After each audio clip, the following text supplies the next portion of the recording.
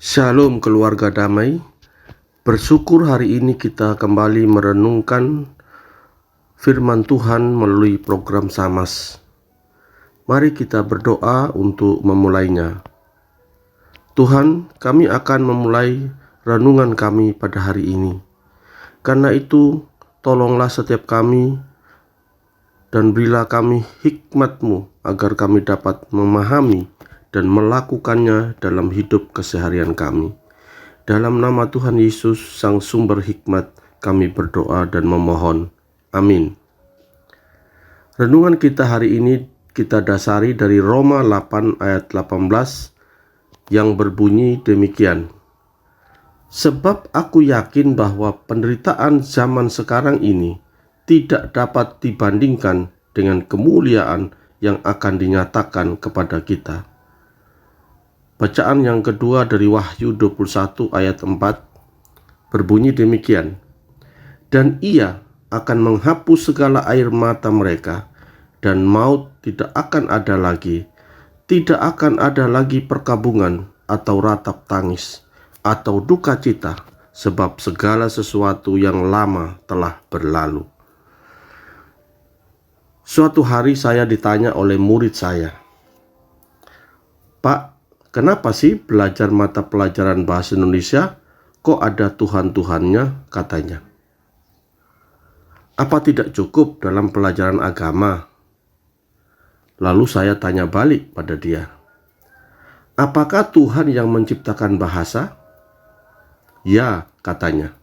Nah, Tuhan menciptakan bahasa dengan suatu tujuan agar manusia dapat berkomunikasi dan berelasi dengan Tuhan dan sesamanya. Manusia kadang berkomunikasi dengan cara-cara yang kurang terpuji dan tidak memuliakan namanya.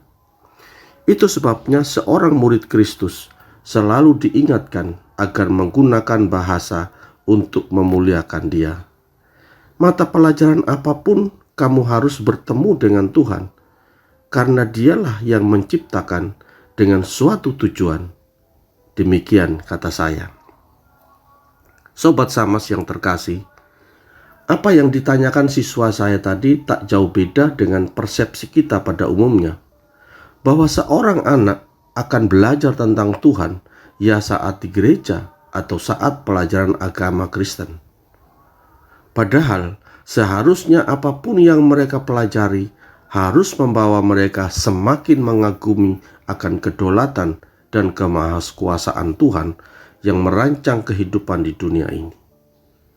Sekarang kita berada dalam zaman anugerah dan sedang menantikan penyempurnaan kelak dalam kedatangan Kristus yang kedua. Kehidupan Kristen adalah sebuah perjalanan panjang dengan tujuan akhir yang jelas di mata Allah. Dalam iman Kristen, perjalanan ini tidak berhenti hanya pada kelahiran, pendidikan, pekerjaan, dan keluarga, tetapi berpuncak pada saat Kristus datang kembali dan memulihkan segala sesuatu. Peristiwa ini disebut consummation, yaitu penyempurnaan akhir dari seluruh rencana Allah. Itulah hari ketika segala air mata akan dihapus, tidak ada lagi kesedihan, dan umat Allah akan hidup bersamanya untuk selamanya. Seringkali pendidikan Kristen hanya dilihat sebagai sarana untuk mencari pekerjaan atau meningkatkan status sosial. Namun pendidikan Kristen mengajarkan bahwa belajar adalah bagian dari persiapan kita menuju kekekalan. Setiap mata pelajaran, keterampilan, dan pengalaman hidup dapat kita pakai untuk mempersiapkan kita menjadi warga kerajaan yang setia, baik di dunia sekarang maupun di bumi yang baru nanti. Dalam dunia sekolah, gereja, keluarga, seorang Kristen seharusnya belajar tentang Tuhan dalam bidang apapun.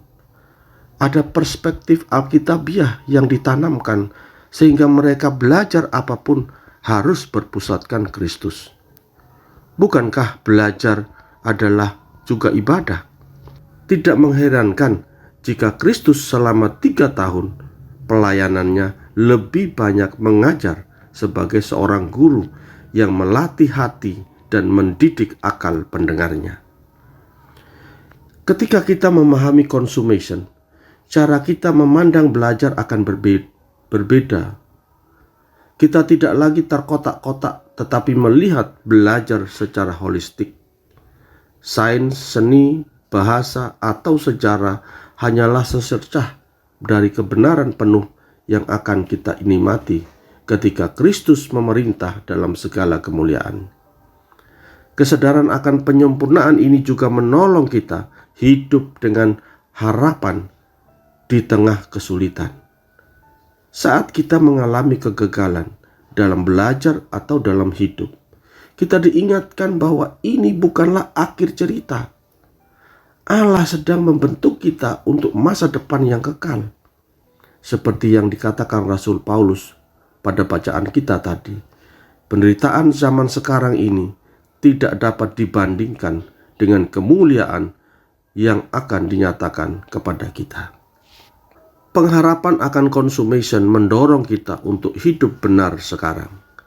Kita tidak menunggu pasif, tetapi aktif menjadi terang dan garam di dunia ini, mendidik dan mengintegrasikan nilai-nilai kerajaan Allah di dalam gereja, di dalam kelas-kelas sekolah Kristen, keluarga, dan lingkungan kita.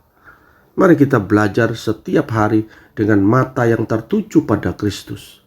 Pada akhirnya, saat consummation tiba, kita akan melihat bahwa semua jerih payah kita di dunia ini tidak sia-sia, karena semuanya diarahkan kepada kemuliaan Allah dalam kekekalan. Amin. Mari kita berdoa. Tuhan, terima kasih karena kami sudah Tuhan selamatkan. Tolong kami untuk mengerjakan keselamatan kami dengan penuh iman dan pengharapan bahwa kelak Tuhan akan datang kembali untuk memulihkan dan menyempurnakan hidup kami. Terima kasih Tuhan. Dalam nama Tuhan Yesus kami berdoa. Amin.